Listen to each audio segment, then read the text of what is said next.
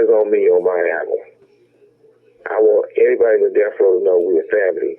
And I'm going to make sure we all be on the album. I'm going to make sure I'm going to participate with every person, any artist on this label, regardless how big they are, how small they are.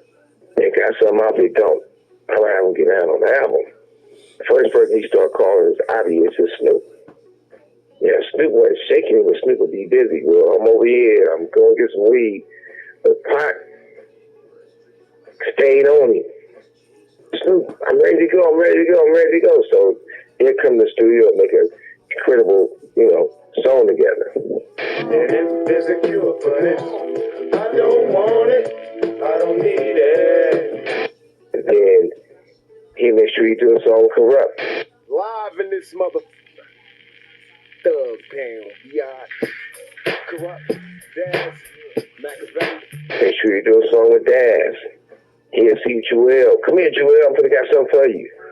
He'll turn around and do a song with Chalet. He'll turn around and say, "This Danny boy you was talking about, the little 16-year-old." Yep. Come here, Danny boy. Only thing you gotta do is sing this right here. I ain't mad at you. Blah blah blah. You go with Danny boy. I ain't mad at you. I ain't mad at you. I ain't mad at you. By him doing that, that made everybody was so close. Even at first, before he found out, certain things about Dre, he did with Dre.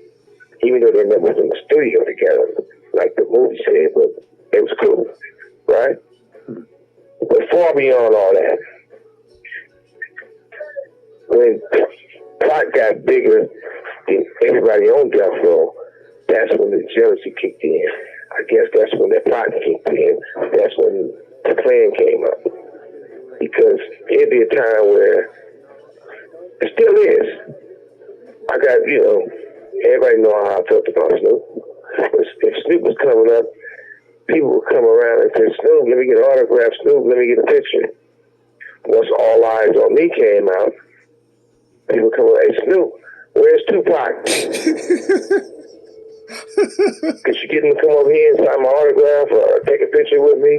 Or if they see me Dog Pound. And they'd be like, how do you feel? That's the best thing in the world. You get to hang around Tupac. Everything with Pac. And they see me Dre, they ask a question about, "Man, you did the funny. Could I take a picture?" They're like, "Hey, can I take a picture? Because you know Tupac, but I really want a picture with Tupac. You know how to find him?" Everything was shift from everybody else to Tupac. And I think jealousy was made. The reason why I'm speaking on it because we should never have to go through this again. Okay, I'm gonna give my thoughts about this here. This is 75% true and 25% false because there's no way people gonna disrespect Snoop like that.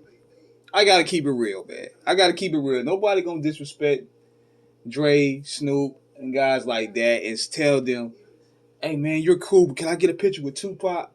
That should just be a Suge right there, man. But he's telling the truth for the most part about possibly the animosity of Death Row because Tupac came in with an energy that can never be duplicated.